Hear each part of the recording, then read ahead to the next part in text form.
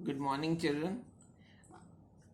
Summer vacation से पहले हम लोगों ने फिजिक्स में डिस्पर्जन ऑफ लाइट पढ़ा था, जिसमें हम जब वाइट लाइट को प्रिज्म से पास करते थे तो वाइट लाइट अपनी कॉन्स्टिट्यूएंट कलर्स में स्प्लिट कर जाते थे, यानी 7 कलर्स में स्प्लिट कर जाती थी। और स्प्लिट होने की जो वे फिनोमेना है उसी को हम लोग डिस्पर्जन ऑफ लाइट बोलते थे।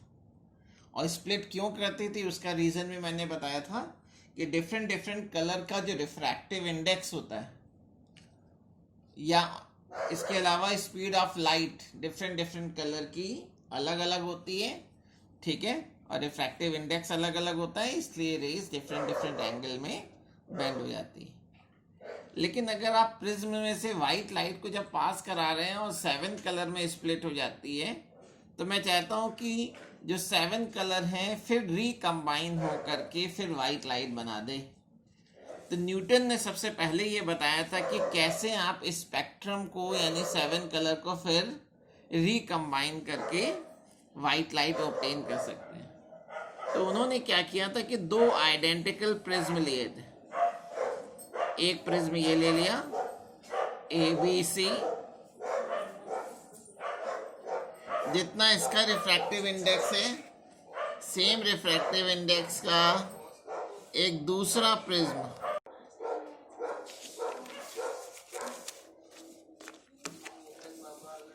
तो अगर हम two identical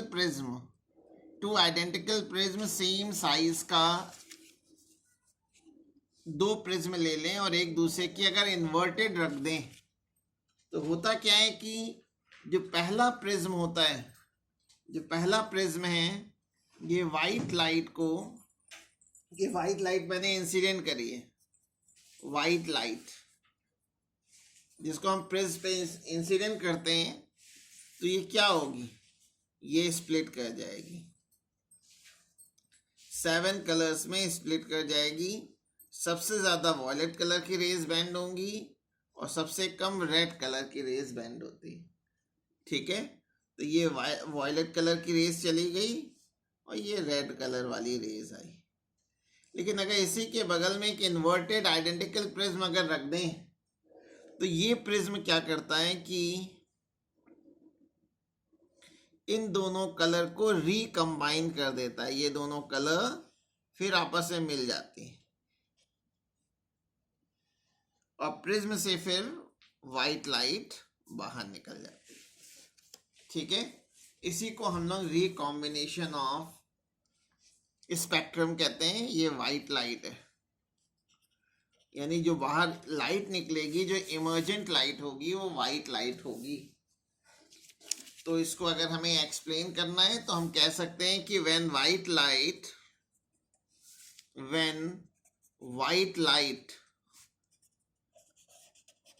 is incident on a prism,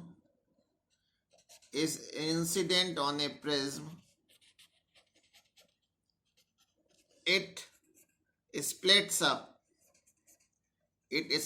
up into its constituent colors.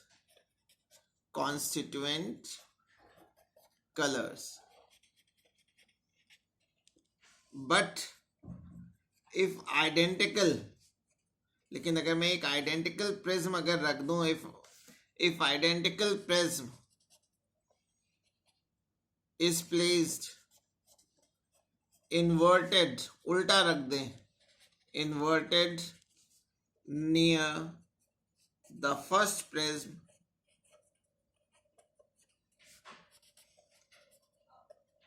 then these 7 color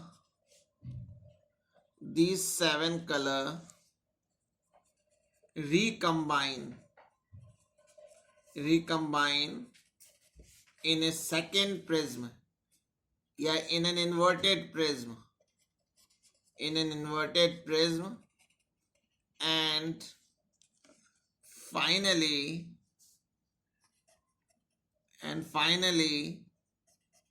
white light emerge from the second prism, second prism, या आप ये बोल सकते हैं inverted prism. This is called, या this is the phenomena of, this is the phenomena of recombination of spectrum. Recombination of spectrum.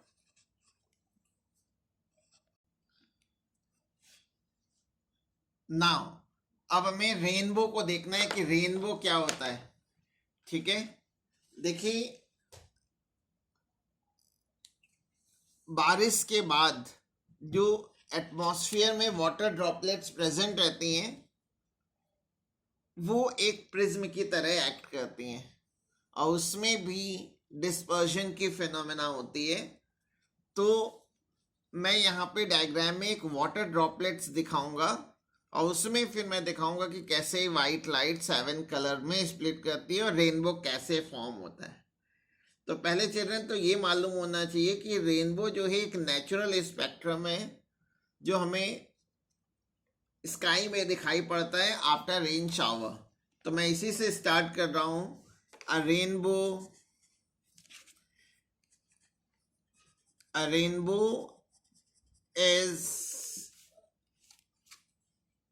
is a natural spectrum. A rainbow is a natural spectrum appearing in the sky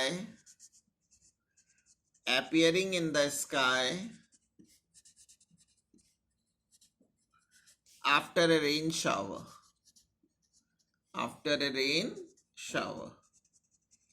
बारिश के बाद आपको आकाश में एक natural spectrum हमें दिखाई पड़ता है जिसको हम लोग रेनबो कहते हैं. ठीक है, रेनबो कैसे दिखाई पड़ेगा उसको हम लोगों को पढ़ना है, तो उसको मैं एक्सप्लेनेशन नेक्स्ट पैराग्राफ में दे रहा हूँ. तो यह ध्यान दीजिएगा, ये मैंने एक वाटर ड्रॉपलेट बना दिए. इस तरह की वाटर ड्रॉपलेट्स एटमॉस्फेयर में बहुत सारी प्रेजेंट होंगी. ठीक है, तो जब ये सन मैंने दिखा दिया है, ये सन है. सन से जब वाइट लाइट चलती है, जब सन से चलने वाली वाइट लाइट वाटर ड्रॉपलेट्स में एंटर करती है, ये वाटर ड्रॉपलेट है, वाटर ड्रॉपलेट. ठीक है, जब सनलाइट किस कलर की होगी? वाइट होगी. जब वाइट लाइट वाटर ड्रॉपलेट में एंटर करती है चिल्ड्रन, तो ये बेंड होने के साथ साथ स्प्लिट भी हो जाती है. सबसे ज्यादा वॉयलेट कलर की रेज बेंड होगी और सबसे कम रेड कलर की रेज बेंड हो रही है. इसका मतलब है कि ड्रॉपलेट की जो फर्स्ट सरफेस है वहां पे रिफ्रैक्शन की फिनोमेना हो रही है और वाइट लाइट स्प्लिट भी कर रही है. इसका मतलब यह है कि डिस्पर्जन की फिनोमेना भी हो रही है. लेकिन जब ये वॉयलेट और रेड कलर की लाइट सेकेंड सरफेस पे इंसिडेंट होती है तो ये बाहर नहीं जाती बल्कि रिफ्लेक्शन की फिनोमेना हो जाती है, यानी ये वहीं पर ही रिफ्लेक्ट हो जाती है, फिर रिफ्लेक्ट हो जाती है. ठीक है, ट्रांसपेरेंट सरफेस में जो रिफ्लेक्शन होता है उसको हम लोग बोलते हैं टोटल इंटरनल रिफ्लेक्शन. इसके बाद ये बाहर चली जाती हैं. और अगर मैं अर्थ सरफेस पे हूं, यहाँ पे अगर कोई ऑब्जर्वर है तो ऑब्जर्वर को ये रेनबो दिखाई पड़ता है. बेस वाली साइड में यानी इनर साइड में वॉयलेट कलर होता है और ऊपर वाली साइड में रेड कलर होता है. इसमें वॉयलेट कलर की जो रेज होती हैं वो ऑब्जर्वर की आईज पे 40 डिग्री का एंगल बनाती है और रेड कलर वाली रेज 42 डिग्री का एंगल बनाती है. ठीक है, तो 3 फिनोमेना हो रही है. दो फिनोमेना यहाँ पे हो रही हैं. वो फिनोमेना कौन कौन सी है? Number 1 refraction, number 2 dispersion. लेकिन जब ये लाइट सेकेंड सरफेस पे इंसिडेंट होगी तो एक और फिनोमेना होती है रेनबो में, वाटर ड्रॉपलेट्स में, जिसको टोटल इंटरनल रिफ्लेक्शन कहते हैं। चिल्ड्रन ये डायग्राम मोस्ट इंपॉर्टेंट है, बहुत पूछा जाता है, तो ये इसकी आपको प्रैक्टिस करनी है। तो जो मैंने अभी बोला है उसी को मैं लिखने जा रहा हूं। तो आफ्टर ए रेन शावर, बारिश के बाद या after a shower, many droplets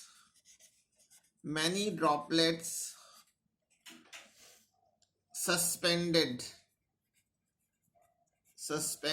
in an atmosphere, atmosphere में बहुत सारी पानी की बूंदें तैरती रहती हैं, ठीक है। तो व्हेन सनलाइट, जब सनलाइट हम इंसिडेंट करते हैं, when sunlight passes through these water droplets, two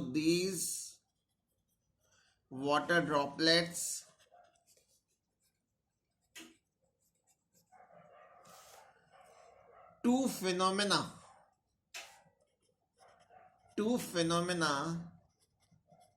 happen on its first surface। जो फिनोमेना के नेम होंगे उसको आपको कैपिटल लेटर से ब्लैक पेन से लिख लेना चाहिए। Number 1 refraction, and number 2 dispersion. Rays bend कर रही है इसलिए रिफ्रैक्शन हो रहा है, और स्प्लिट हो रही है इसलिए डिस्पर्जन की फिनोमेना हो रही है, ठीक है। Two phenomena happen on its first surface, that is refraction and dispersion. But when these dispersed light, जब ये डिस्पर्स्ड लाइट सेकेंड सरफेस पे इंसिडेंट होती, when these dispersed light fall on the second surface,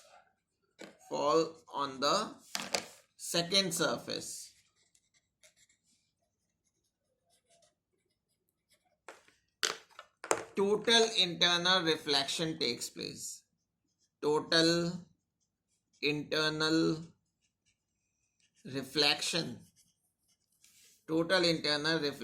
takes place,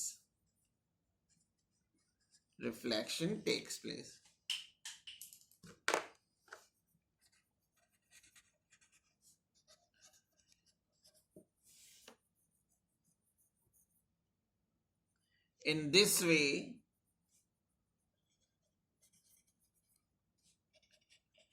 we can say that water droplets behaves as a prism,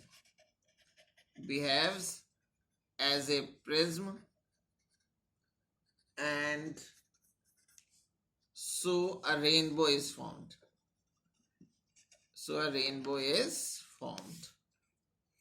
एक दो चीजें important है rainbow formation के लिए, ये जरूर ध्यान रखना है। पहली चीज कि रेनबो जो है हमेशा सन के ऑपोजिट डायरेक्शन में बनता है। तो ये मैं यहाँ पॉइंट करके लिख दे रहा हूं, अ rainbow is always formed in a direction opposite to that of the sun, इसका क्या मतलब है? अगर आप सन की तरफ अपनी बैक करके खड़े हो जाएं, सन की तरफ अपनी पीठ कर लें और दूसरी तरफ अगर आप देखें तो आपको रेनबो नजर आएगा। और रेनबो में जो नीचे वाला आर्क होगा वो हमेशा वॉयलेट कलर का होगा। इसमें वी जो है वो वॉयलेट कलर के लिए यूज हो रहा है, और आर जो है वो रेड कलर के लिए। बाकी 5 कलर्स और जो बच गए वो बीच में होंगे, ठीक है। इस तरह से रेनबो फॉर्म होता है। तो अभी तक रेनबो में मैंने आपको बताया कि रेनबो कैसे बनता है।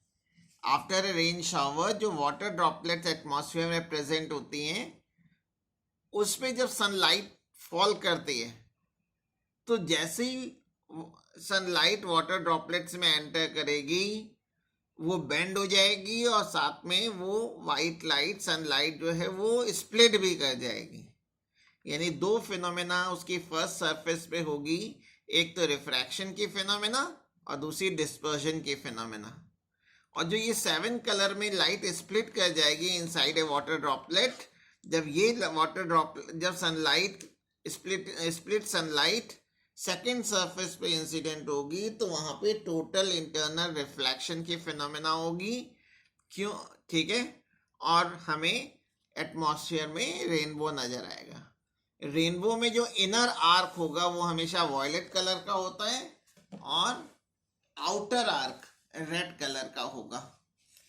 नाउ चिल्ड्रन, हम लोगों को अगली हेडिंग देखनी है एटमॉस्फेरिक रिफ्रैक्शन। एटमॉस्फेरिक रिफ्रैक्शन क्या होता है? देखिए, हमें मालूम है कि जो अर्थ एटमॉस्फेयर है उसके चारों ओर एयर है, ठीक है ना। In the earth atmosphere there is air all around. Earth के एटमॉस्फेयर में चारों ओर एयर है और एयर की डिफरेंट लेयर्स हैं, ठीक है। और अर्थ सरफेस से लेकर के अगर मैं ऊपर उठते जाऊं तो हर एक लेयर का टेम्परेचर सेम नहीं रहता, टेम्परेचर कंटिन्यूअसली चेंज होता रहता है। जहां टेम्परेचर ज्यादा होता है उसके कांटेक्ट की जो एयर होती है वो गर्म हो जाती है और गर्म होने से उसकी जो डेंसिटी है वो कम हो जाती है, ठीक है। तो उसकी ऑप्टिकल डेंसिटी घट जाती है। और जो एयर ठंडी होती है उसकी ऑप्टिकल डेंसिटी बढ़ जाती है। तो ऑप्टिकल डेंसिटी सेम ना होने की वजह से क्या होता है कि जब जरूरी नहीं है सनलाइट, जब लाइट इस एटमॉस्फेयर में से पास होती है तो वो रिफ्रैक्शन की फिनोमेना शो करती है। इसी को हम लोग एटमॉस्फेरिक रिफ्रैक्शन कहते हैं। एटमॉस्फेरिक रिफ्रैक्शन मीन्स एटमॉस्फेयर में जो एयर प्रेजेंट है उसकी वजह से जो रिफ्रैक्शन होगा। और उसकी वजह से रिफ्रैक्शन क्यों होगा? क्योंकि एटमॉस्फेयर का टेम्परेचर, एटमॉस्फेयर में जो एयर की लेयर है उसका टेम्परेचर कंटिन्यूअसली चेंज होता रहता है, टेम्परेचर सेम नहीं रहता। टेम्परेचर बदलते रहने से उसकी ऑप्टिकल डेंसिटी या ये भी कह सकते हैं रिफ्रैक्टिव इंडेक्स बदलता रहता है, ठीक है। और कभी उसकी डेंसिटी बढ़ जाती है, कभी कम हो जाती है। इसकी वजह से क्या होता है कि लाइट रेज रिफ्रैक्शन की फिनोमेना शो करते हैं। इसी को एटमॉस्फेरिक रिफ्रैक्शन कहते हैं। तो एटमॉस्फेरिक रिफ्रैक्शन के बारे में हम लोग थोड़ा सा लिखेंगे। फर्स्ट चीज कि अर्थ एटमॉस्फेयर में चारों ओर एयर है। In earth atmosphere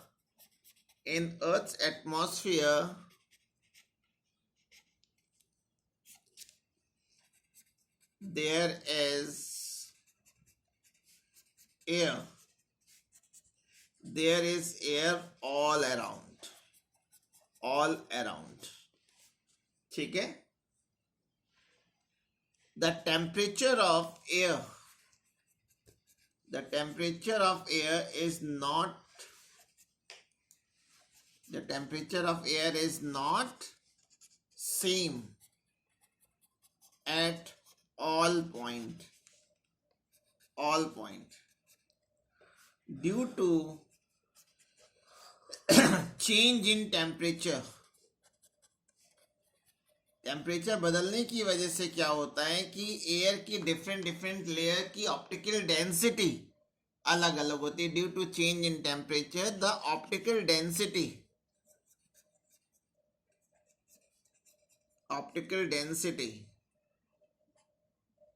of layer,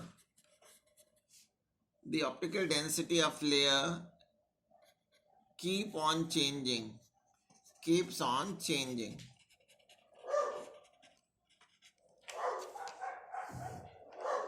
जो एयर ठंडी होगी उसकी ऑप्टिकल डेंसिटी ज्यादा होगी और जो हॉटर एयर होगी उसकी ऑप्टिकल डेंसिटी कम होगी। The optical density of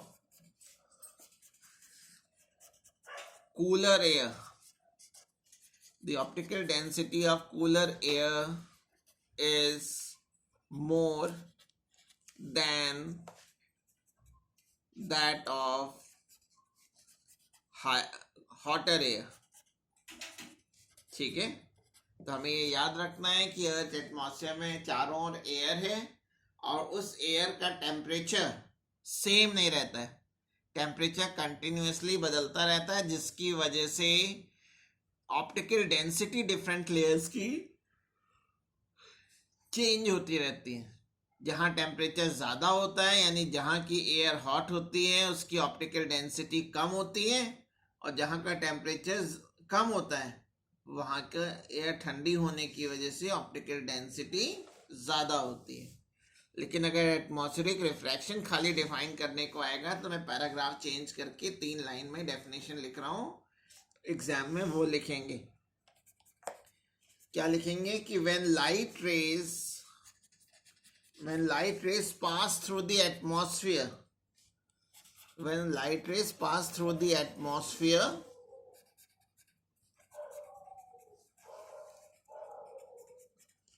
they undergo refraction. They undergo refraction. Refraction means यानी रेज लाइट जो है वो बेंड कर जाएगी। They undergo refraction. क्यों बेंड हो जाएगी? क्योंकि ऑप्टिकल डेंसिटी लगातार बदलती रहती है। While entering from one layer to another, one layer to another layer of different optical density, of different optical density.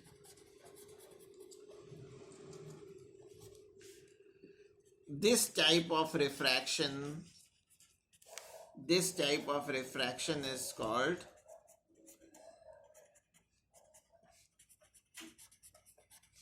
atmospheric refraction.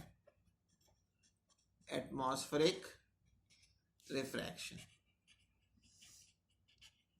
ठीक है।